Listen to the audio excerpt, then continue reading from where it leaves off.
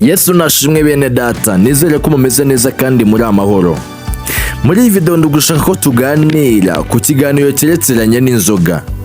Ese kubera icyo usanga abantu Imana yatoranyije ubwoko bw'Imana muri rusange, ugasanga Imana ibabuza kunywa inzoga, ndetse mu gihe banayinyweye ugasanga Imana ibifashe nk'icyaha gikomeye imbere yayo. Ni iyihe mpamvu usanga Imana ibuza ubu bwoko bwayo kunywa inzoga? Rimwe na rimwe ugasanga abantu baranabyivovotera bakavuga ese kunywa inzoga ni icyaha, ese nimba nanywa inzoga sinkubagane, ese ni icyaha? Ubundi nyirizina ndugushaka gusobanukirwa, ugasanga yibajije ibyo bibazo bigiye bimeze gutyo. Nk'iyi video nje kukubwira ibanga rikomeye cyane, cyangwa se ikintu gikomeye cyane cyihishe mu nzoga gituma Imana itakwemera kunywa inzoga, ku buryo uramutse uyinyweye gatoya ukayikoza ku munwa, ako kanya ubwize bw'Imana buguhungukaho nk'uko umuntu yahungura ivumbi ku mubiri cyangwa se ku mwenda. Iyi video rero ntigucike. Mbere yuko dutangira, kanda subscribe kuri iyi channel yacu yitwa Hindura TV. Wibuke gufungura n'inzogera kugira ngo ibiganiro byose tunyuzaho ujye ubibonera igihe. Kandi iyi video yacu nuza kuyikunda wibuke kuyirayikinga, wandike muri comment utubwire ngo nayikunze, uyisangize n'abantu kugira abasha kumenya ibi bintu tugenda tunyuzaho. Mbibutse neza yuko iyi channel ari channel yitwa Hindura TV igamije kwamamaza ubutumwa bwiza bwa Yesu Kristo, ndetse no gutanga izindi nama zose zigiye zitandukanye zagira abantu akamaro ku buzima bwabo. Ntucikwe rero muri iyi video. Nge mugiye kubana nitwa Niyo Kwizerwa Eric. Ubundi inzoga ni iki? Inzoga ni ikinyobwa gikomeye cyane, ndetse nongereho ngo cyane, cyishemwe imbaraga zitagaragara zibasha kuganza buri muntu wese ukigannye. Ndetse usanga no mu isi iki kinyobwa gifite intebe, gifasha intebe haba mu bakomeye, haba mu boroheje, haba mu bakire ndetse no mu bakene. Iki kinyobwa cyitwa inzoga gifashe intebe cyane mu batoya ndetse no mu bakuru. Iki kinyobwa cyitwa inzoga kiri mu bintu bisa nkaho bikunzwe ndetse bihabwa n'agaciro cyane, kubera yuko usanga rimwe na rimwe hari abagabo ahantu hateraniye nk'abantu bakomeye cyane, cyangwa se abagabo abantu bari kwiga ku nama zigiye zitandukanye, ugasanga niyo bari kuganiraho. Rimwe na rimwe nibwo uzumva bavuga mu kinyarwanda cyera ngo nta mugabo uganira ngo ku mazi, ngo baganira ku nzoga. Iki kinyobwa rero gifitemo izi mbaraga zitagaragara, nyamara zifite ubushobozi cyane ndetse buganza buri bwenge bwose bw'umuntu. Nkuko tubikesha ikinyamakuru cyitwa inyarwanda.com, hatubwira neza yuko umuntu wese unyweye inzoga hagati y'iminota 15 n'iminota 30 iba imaze kumushyikamo, kuko inzoga itembera mu maraso. Iyo imaze gushyika mu maraso rero nibwo usanga umuntu ugasanga mwarimu muganira kano kanya, ugasanga ahindutse undi muntu, ugasanga akubwira andi magambo atekeranye, akakubwira buri kimwe cyose. Nuko nyine hari imbaraga zihishe mw'iyi nzoga zitagaragara, ari nazo zituma Imana itakwemerera kunywa inzoga. Nkuko tubisanga mu ijambo ry'Imana dusanga mu gitabo cy'imigani ibice byaho 20 umurongo wo hambere, baratubwira ngo vino ni umukobanyi, inzoga zirakubaganisha, kandi ushukwa nayo ntabwo agira ubwenge. Impamvu Imana itakwemerera kunywa inzoga rero wo mu Kristo, nuko uramutse uyinyweye gatoya uyikojeje ku munwa, ako kanya ni ukuvuga yuko icyubahiro cy'Imana kiba gitaye agaciro mu ruhande rwawe cyangwa se muri wowe. Ugasanga Imana iragayitse imbere yawe, imbere y'abakureba, imbere y'abo mugendana.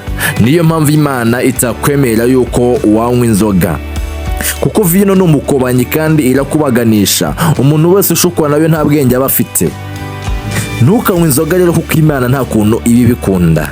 Wenda icyo si cyo cy'ingenzi navuze ko turi buganireho. Ndigushaka ko tuganira kuri ibanga rikomeye ryihishe mw'iyi nzoga cyangwa se alcohol, rituma Imana itakwemerera kuyinywa wo mu Kristo cyangwa se wo muntu wese usanzwe. Hari umugabo yitwaga Kanya West yatumiwe n'umunyamakuru mu kiganiro. Umunyamakuru amubwira yitonze ati, nk'iki kiganiro cyangwa se mw'iyi interview yacu ndigushaka ko turi buganire ku ijambo ryitwa alcohol, inzoga muri rusange. Uwo mutumirwa atako yitangurukanwa aramubwira ngo ese ushaka kumbwira neza yuko ijambo alcohol rikomoka ku myuka mibi yitwa alcohorry. Nyamakuru aramubwira ati cyane rwose. Arongeramo ati se wabibwiwe n'iki ibintu? Aramusubiza umutumirwa ngo njyewe nari mbizi cyane neza yuko iyi myuka mibi yitwa alcohorry ariho rino jambo ryitwa alcohol rikomoka. Aramubaza ati se watusobanurira cyangwa se ukatubwira ku byerekeranye n'iyo myuka? Aramusobanurira ati ngo iyo myuka yitwa alcohorry ni imyuka iza mu buzima bw'umuntu mu gihe yanyweye inzoga, ikaza ikaba muri we, igasa nk'ayifasha umwuka w'ubugingo cyangwa se umwuka Imana yaturemanye ariwo twita uw'ubugingo, igasa nkaho iwica ikawukuraho, hanyuma hakajyamo umwuka wari wo witwa alcohorry. Barakomeje baraganira no ku bindi biganiro bigiye bitandukanye. Ese natwe nyirizina reka twibaze, ese iri jambo alcohol ubundi rikomoka hehe nyirizina? Kusanga rimwe na rimwe ryanditswe ku binyobwa bigiye bifite imbaraga, ibinyobwa bigiye nyine bisa nkaho bisembuye. Ubundi iri jambo alcohol rikomoka hehe cyangwa se ryavuye hehe? Ubundi nyirizina ndagira ngo usobanukirwe neza, iri jambo ryitwa alcohol rikomoka mu rurimi rw'icyarabu, ari usanga bo baryita ngo ni alcohol. Alcohol mu rwo rurimi rw'icyarabu cyangwa se mu cyo gihugu cy'icyarabu ubundi ni dayimoni cyangwa se ijini riza rikarya imibiri y'abantu, rikamunga umubiri w'abantu. Aribwo usanga iri jambo ryitwa alcohol mu cyongereza usanga aho barisobanura yuko cyangwa se ryitwa cool. Ubundi iri jambo cool nibwo usanga abantu rimwe na rimwe bakunze kurivuga ukuntu nyine batazi n'inkomoko yaryo cyangwa se uko risobanura. Ugasanga umuntu uramusuhujije uramubajije se umeze gute, aho utimeze cool cyangwa se ndi cool, ibintu nk'ibyo ngibyo. Ubundi iri jambo cool cyangwa se iki kintu cool ni ijini ryo mu burasirazuba bwa hagati ryabashaga kuba risa nkaho rifite akazi karyo rishinzwe ryo kuza kumungwa imibiri y'abantu cyangwa se kuba mu bantu. Nanone bakatubwira neza yuko abapfumu ba kera cyangwa se abakonikoni ba kera cyangwa abarozi ibi byitwa alcohol ngo bakundaga kubikoresha cyane, ngo babyita yuko ngo boho ngari amazi avanze n'imyuka, bagakunda kubikoresha mu kazi kabo, babyohereza nk'umuntu cyangwa se babinywa kugira ngo buzure izindi mbaraga zigiye zitandukanye. Bishatse kuvuga yuko izi nzoga abantu banywa cyangwa se ibindi binyobwa byose bifite alcohol byishemo imyuka mibi itagaragara, nyamara ifite misiyo ku bantu cyangwa se ku buzima bw'umuntu bwo kugira ngo yangize ubugingo, umwuka w'ubugingo Imana yaturemanye cyangwa se yangize ubuzima bw'abantu. Ari nabwo rimwe na rimwe usanga umuntu wese uyinyweye tangira kwiga gukora ibintu bigiye bitandukanye. Urugero, nimba atarwana ugasanga niho yigiye kurwana, ugasanga afite urugomo, niho batasambana ugasanga niho abyigiye agasambana akagira gute. Icyo gihe rero aba yinjiwemo n'umwuka mubi nyine uwo nguwo witwa alcohorry ukomokaho iri jambo ryitwa alcohol. Ugasanga nyine niwe umukoresha ibyo bintu byose, kuko iyo winjiye mu buzima bwawe uwo mwuka cyangwa se muri wowe ufata 1/3 cy'ubuzima bwawe cyangwa se cy'iby'Imana yakuremanye. Rero wowe nimba wari usanzwe unywa inzoga cyangwa se ibindi bintu byose bifite alcohol, ujye umenya neza yuko bihishemo ibi bintu byabasha kwangiza ubuzima bwawe. Mpamvu ikomeye rero wowe mukristo cyangwa se umuntu wamenwe n'Imana, Imana ntiyakwemerera kunywa iki kintu gifite alcohol cyangwa se inzoga muri rusange, kuko izi neza yuko uramutse uyikojeje ku munwa gatoya wabasha kuba undi wundi cyangwa se ukinjirwamo n'indi myuka mibi idakorana n'Imana, bikaba byaba ngombwa yuko nyine wihakana Imana cyangwa se uzarimbuka bitewe n'uko uwo mwuka yuje ufata ubugingo bwawe igasa nkaho ishyize ku ruhande, kandi urabizi neza yuko Imana ikunda ubugingo kurusha ibindi byose. Niyo mpamvu rero ikomeye kunywa inzoga nkuko tubisanga mu gitabo cyitangira ibice bya 9 umurongo waho wa 21 haratubwira ngo anywa vino yarwo arasinda yambara ubusa mu ihema rye.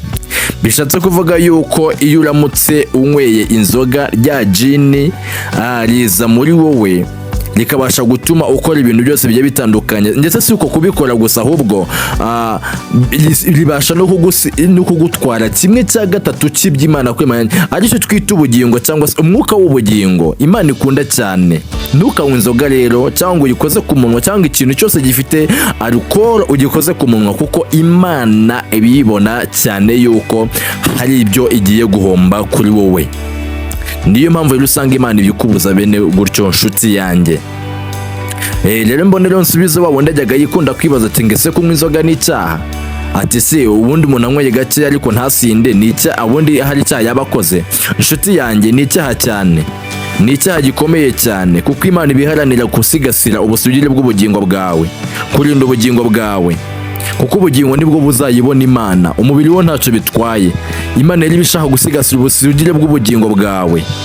Rero uwo mwuka witwa ALCOURRY iyo akwinjiyemo abasha guhita akabwangiza ako kanya, abasha guhita akasa nkaho abukubita ishoti akabucamo kabiri, agasa nkaho we hakwinjiyemo abaye muri wowe. Imana ikabura umwanya mu buzima bwawe, Imana ikabura umwanya muri wowe, bikaba ngombwa yuko usa nkaho buteye Imana umugongo, hanyuma ugahereza uwo mwuka witwa ALCOURRY intebe. Niyo mpamvu rero Imana ibikubuza nshuti yanjye, ntukanywe inzoga, ntukanywe ikintu cyose gifite alcohol. Wowe muntu wamenwe n'Imana, wowe muntu Imana yasizeho ikimenyetso, ntugapime cyangwa ngo ugerageze.